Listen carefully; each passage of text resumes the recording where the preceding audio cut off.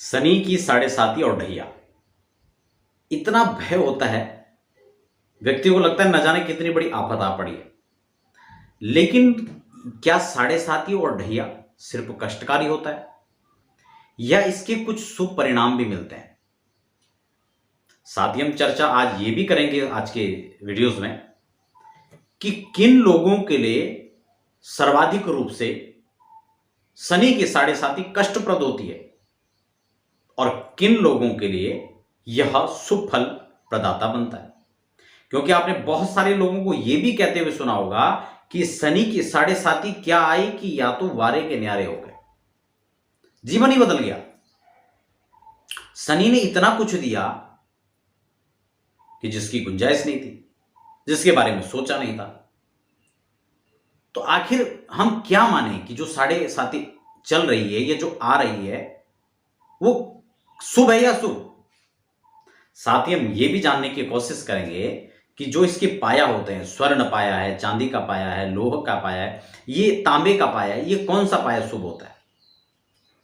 और एक खास बात हम यह भी समझने का प्रयास करेंगे कि साढ़े साती चल भी रही है या नहीं चल रही है, या ढैया है भी या नहीं है, इस बात का यह बात सिद्ध कैसे होगी, यह हम कैसे समझे, यह सबसे ज्यादा समझने की आवश्यकता है। मैं आपको सारे सूत्र बताऊंगा और सब प्रमाण में आपको आज की वीडियो में यहां पर जानकारी दूंगा। बस आप लगातार बने रहें, बीच में आप वीडियो स्किप करेंगे तो शायद आपको बिल्कुल बात समझ में ना आए, फिर आप कहेंगे कि हमें समझ नहीं आया। इसलिए आप थोड़ा सा समय देकर इसको समझने का प्रयास करें। हाँ, नए दर्शक है तो एक निवेदन जरूर रहेगा कि आप चैनल को सब्सक्राइब भी कर लीजिए, ताकि आपको समय समय पर अध्यात्म, ज्योतिष, वास्तु, रत्न, रुद्राक्ष, सारी इंफॉर्मेशन जो मैं आपको देता हूं इस चैनल पर, वो आपको वीडियोस प्राप्त होते हैं। तो आइए बिना समय गंवाए हम लोग चर्चा को शुरू कर लेते हैं। मैं शास्त्र के प्रमाण के साथ आपको यहां पर बताऊंगा। देखिए, शनि 360 डिग्री पर जब घूमते हैं, वो परिभ्रमण का जो काल रहता है, यानी सभी 12 राशियों पर जब शनिदेव संचरण करते हैं तो उसकी लगभग अवधि मिलाकर होती है 29 लगभग 30 साल। कितना?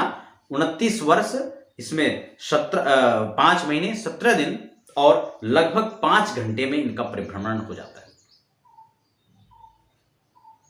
तो इसमें वक्री और मार्गी की भी कुछ स्थिति रहती है, तो लगभग वही 30 साल की स्थितियां बन जाती हैं जब यह पूरा 360 डिग्री घूम लेते हैं सभी राशियों पर भ्रमण कर लेते हैं। अब यह भी इसमें समझने का एक विषय है कि साढ़े साती कितने साल बाद लौट कर आएगी, लेकिन उसको हम समझें उससे पहले यह समझ लेते हैं कि 30 सालों में लगभग इनका सभी राशियों पर चक्र रहेगा, इनका भ्रमण रहेगा, इनकी यात्रा रहेगी। यह तो स्पष्ट हो चुका है। अब आपकी राशि पर यानी आप पर साढ़े साती चल रही है, आप कैसे इसको घर बैठे समझे, आप खुद समझ सकते हैं। मैं आपको एक छोटा सा सिद्धांत, एक छोटा सा तरीका यहां पर बताऊंगा और आप खुद समझ जाएंगे कि क्या इसका नियम है। बस छोटा सा नियम है, एक श्लोक में यहां पर बता रहा हूं आपको, उसका अर्थ समझाऊंगा।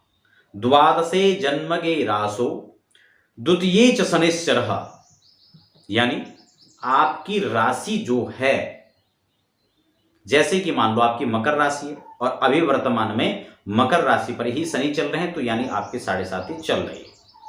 या तो आपकी राशि पर शनि या द्वितीय में, यानी आपकी जन्म राशि से अगली राशि में, या द्वादश में, यानी आपकी राशि से आपकी राशि पर शनि है या राशि से द्वितीय है या द्वादश है, तो समझ लो साढ़े साती चल रही है। एक और थोड़ा सरल करके मैं आपको समझा दूं इस बात को, यानी आपकी जो राशि है उससे एक घर पीछे और एक घर आगे यदि शनि हो तो साढ़े साती। ये सबसे सरल विधि, सबसे छोटा नियम, सबसे सरल, आप कैसे इसको पकड़ें। आपकी जो राशि है उससे एक घर पीछे और एक घर आगे अगर शनि है तो समझ लो आपके पर साढ़े साती चल रही है। मान लो मेष राशि पर होंगे तो मेष से पीछे मीन और उससे आगे वृष। अब बात आती है ढैया की। ढैया का क्या नियम है? अच्छा, साढ़े साती का जो यहां पर जो उसका फल लिखा हुआ है वो लिखा हुआ सार्ध सप्तवर्षाणि तदा तदा दिने दुखम यतो भवे। कई ये 7.5 कष्टप्रद रहेगी। कैसे कैसे कष्ट देगी? शारीरिक कष्ट देगी, मानसिक देगी, ग्रह क्लेश देगी, आर्थिक बाधा, विघ्न, शत्रुओं का हावी होना, ये सब चीजें 7.5 के अंदर आपको प्रचुर मात्रा में देखने को मिलेगी। लेकिन ढैया का क्या विधान है? 7.5 को तो आप समझ चुके होंगे 7.5 कैसे चलती है। कई बार क्या होता है कि बहुत सारे लोग जब कुंडली विश्लेषण करवा रहे होते हैं, अपने बारे में जानकारी ले रहे होते हैं, तो बीच में कहते हैं कि हमारे 7.5 हमें कैसा फल देगी। तो आश्चर्य तब होता है क्योंकि उनकी 7.5 चल ही नहीं रही होती है। फिर उनको पूछते हैं कि भैया आपको किसने बताया 7.5 चल रही है? कि हमारे यहाँ कोई आए थे, उन्होंने हमें बताया कि आपकी 7.5 चल रही है।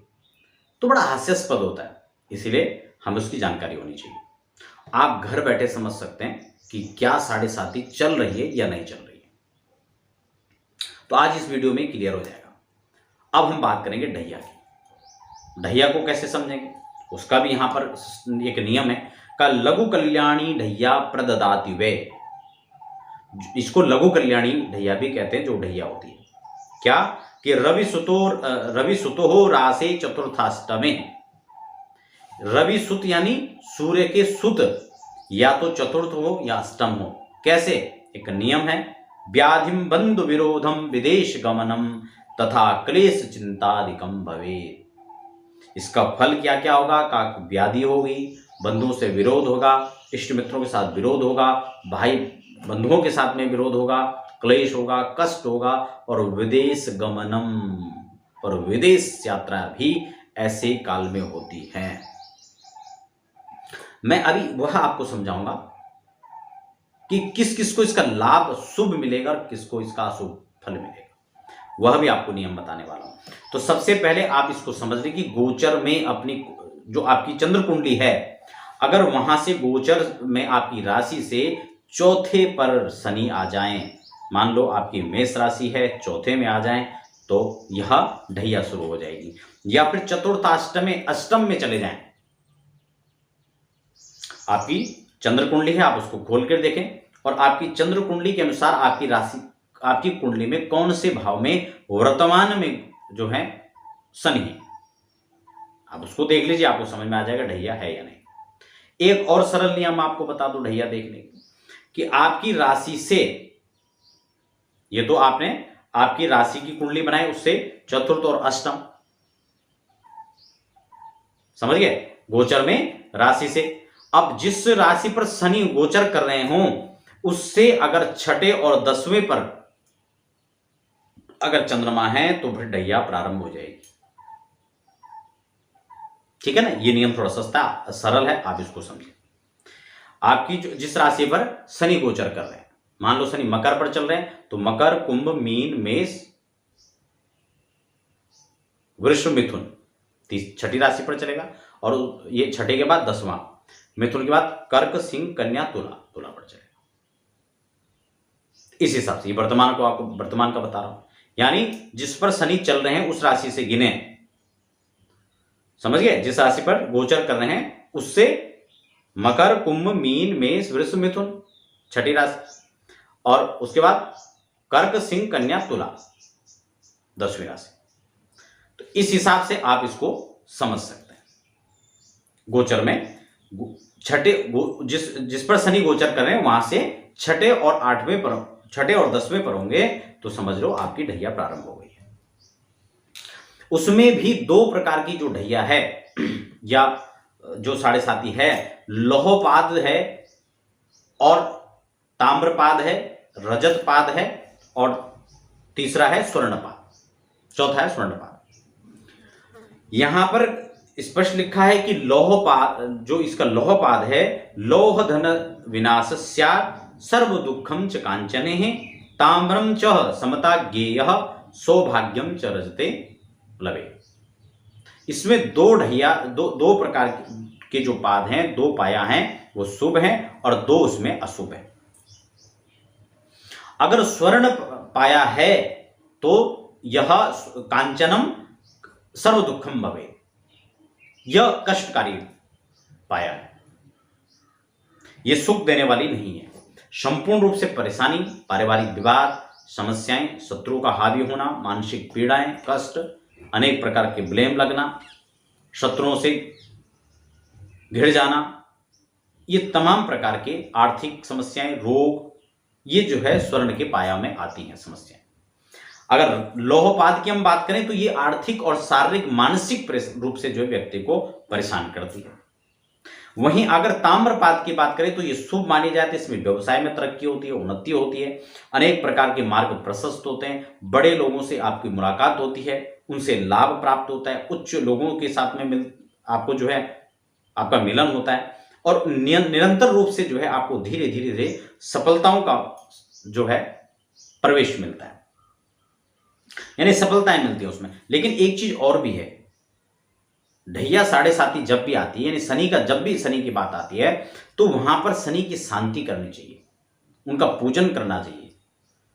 शनि को आप ऐसे मान लें, जब हम गली में से निकलते हैं कई लोगों का स्वभाव होता है कि हमें नमस्ते करके निकलो, या आपने अपने आस पड़ोस मोहल्ले में या किसी भी आप जहां पर प्रवेश में काम करते हैं वहां पर आप चाहते हैं, आपने देखा होगा कुछ लोग ये चाहते हैं कि हमें गुड मॉर्निंग सर ये जरूर करके चलो, रामा रामी जरूर करो। ऐसी स्थिति में क्या होता है, अगर उनको नहीं किया तो क्रोधित हो जाएंगे, भले आप सही हैं, भले आपसे अच्छी बनती है, लेकिन आप शत्रु बन जाएंगे। इसलिए प्रणाम करना, उनकी शांति करना, उनका पूजन करना, उनको नमस्ते करना, बस इतने मात्र से वो प्रसन्न हो जाएंगे। और वैसे भी स्तोत्रम कस्य न तुष्टे, स्तुति से प्रसन्न कौन नहीं होता है, सो हर प्रकार से जो है अनुकूल हो जाएगा। तो ये शनि का नियम है, उनकी शांति करनी चाहिए, वैदिक उपाय करने चाहिए, उससे वो और ज्यादा आपको फल देंगे। अब आए रजत पात। रजत पाया में, चांदी के पाए में धीरे धीरे धीरे सफलताएं प्राप्त होती है, उच्च पद प्राप्त होता है, प्रमोशन इसमें जो है हो जाता है, पदोन्नतियां होती हैं, भूमि है, वाहन है, अनेक प्रकार की प्रॉपर्टी का लाभ इसमें मिलता है और व्यापार में धीरे धीरे ये उत्तरोत्तर वृद्धि करता है। अपार सफलताएं जो हैं इस पाद के अंदर मिलती है। तो ये काफी अनुकूल और जो है सुखप्रद जो है यहां पर माना गया है। लेकिन अब यहां पर एक चीज और मैं स्पष्ट कर दूंगा, किन लोगों को जो है इसका दुष्परिणाम ज्यादा मिलता है, क्योंकि ढैया 7.5 जो किस पर आ रही है, ये आपकी राशि पर आ रही है, राशि यानी चंद्रमा पर आ रहा है।